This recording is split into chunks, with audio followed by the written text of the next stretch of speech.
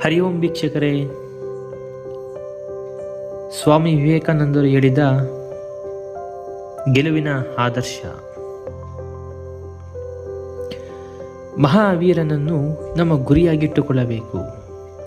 ರಾಮಚಂದ್ರನ ಆಣತಿಯಂತೆ ಅವನು ಹೇಗೆ ಸಮುದ್ರವನ್ನೇ ದಾಟಿದ.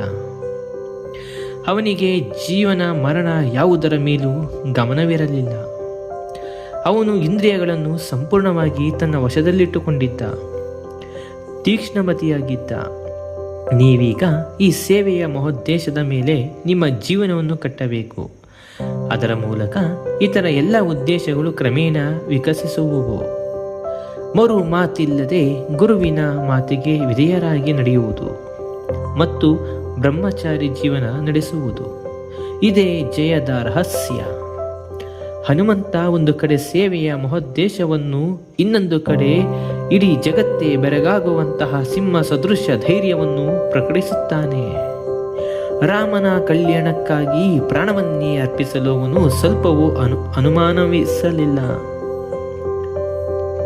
ರಾಮನ ಸೇವೆಯ ಹೊರತು ಉಳಿದುದರಲ್ಲೆಲ್ಲ ಅವನಿಗೆ ತಾತ್ಸಾರ. ಶ್ರೀರಾಮನ ಆಣತಿಯಂತೆ ನಡೆಯುವುದೊಂದೇ ಅವನ ಜೀವನದ ವ್ರತ. ಅಂತಹ ಹೃತ್ಪೂರ್ವಕ ಭಕ್ತಿ ಬೇಕಾಗಿದೆ. ಇದೇ ರೀತಿಯ ಹೆಚ್ಚಿನ ಆದರ್ಶದ ವಿಡಿಯೋಗಳಿಗಾಗಿ ಜ್ಞಾನಗಾನ ಸಿರಿ ಯೂಟ್ಯೂಬ್ ಚಾನಲ್ ಸಬ್ಸ್ಕ್ರೈಬ್ ಮಾಡಿ, ಎಲ್ಲರಿಗೂ ಶೇರ್ ಮಾಡಿ.